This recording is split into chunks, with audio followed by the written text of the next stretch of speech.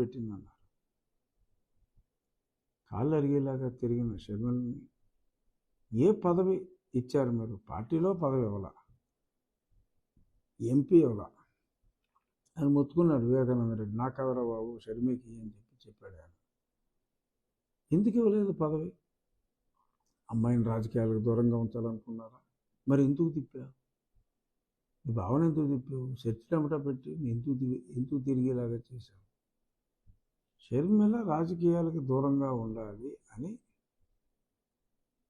మీరు కోరుకుంటే జగన్మోహన్ రెడ్డి గారు ఎందుకు అన్నిసార్లు పాదయాత్రలు చేయించి, ఎలక్షన్లో క్యాంపెయిన్లు చేయించి, 14లో వాడుకుని, 19లో వాడుకుని, ఏ పదవి, పార్టీ పదవి, చిన్న పార్టీ పదవి లేదు, ఇది లేదు, ఏది లేకుండా చేసింది మీరైతే, ఆశ్రయం ఇచ్చింది కాంగ్రెస్ అయితే, మీ కుటుంబంలో చిచ్చు పెడతామేంటి? నాకు అర్థం కదా. అంటే చిచ్చు మీరెట్టేసి, వాళ్ళని రాజకీయంగా తగలెట్టేసి, ఫుల్గా వాడేసి తగలెట్టేసి, ఇప్పుడు జగన్ రెడ్డి అంటే రెడ్డి అంటే తప్ప అదో గౌరవం.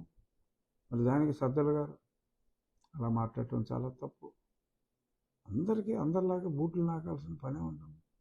తోడబుట్టిన వాళ్ళు సరే, అంతకని ఇప్పుడు మరీ సరదా తిరిగింది, జగన్ అన్న అనే చెప్తాను ఆవిడ. అది తప్పు పడటానికి లేదు. ఎందుకంటే ఒక షర్మిలకే కాదు, రాష్ట్రంలో ఉన్న స్త్రీలందరికీ ఈయన అన్నగానే ఆయన భావిస్తారు. చిన్నపిల్లలందరికీ మామగానే మరి ఆయన భావిస్తారు. మరి అటువంటి సద్భావంలో ఉన్న మీరు, సరే రాష్ట్రంలో ఉన్న మహిళలందరినీ మీరేం చేయలేరు కానీ, ఉద్ధరించలేరు కానీ, కనీసం సొంత చెల్లెలు లేదు, చిన్నాయన కూతురు మీరన్న వామో వాయో మా చిన్నాన్న అంటున్నారు కదా, చిన్నాయన కూతురు మీద కూడా మీరు కేసు పెట్టారు.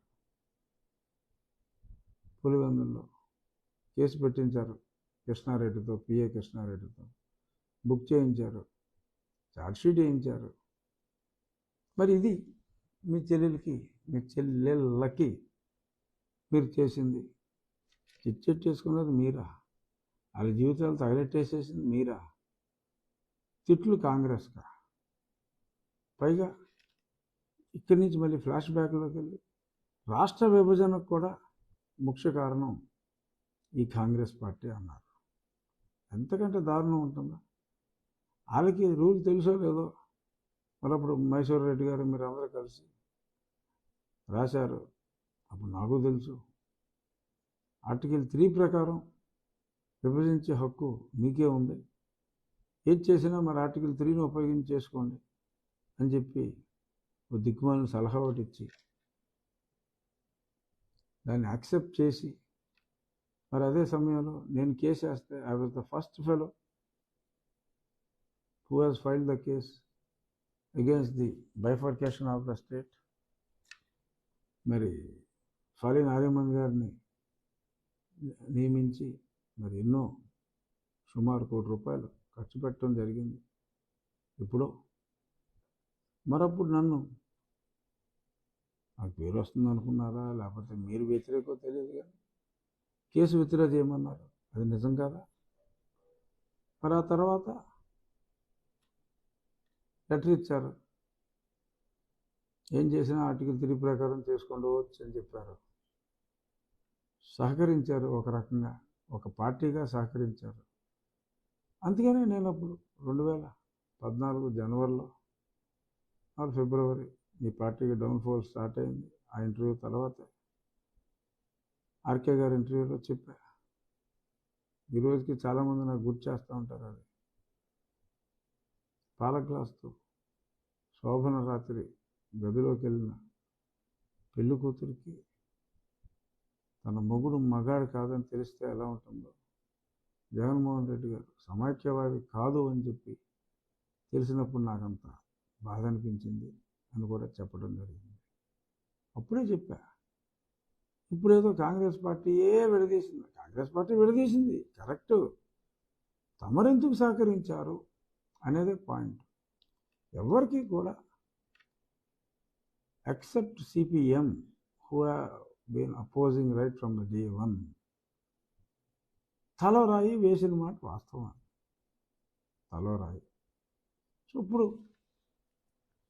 సరే వాళ్ళు బాగున్నారు, తెలంగాణ వాళ్ళు బాగున్నారు, చంద్రబాబు నాయుడు గారు ఇక్కడ బ్రహ్మాండంగా అభివృద్ధి చేసే టైంలో మనం వచ్చి మనం చేయవలసిన డ్యామేజ్ అంతా మనం చేసేసాం.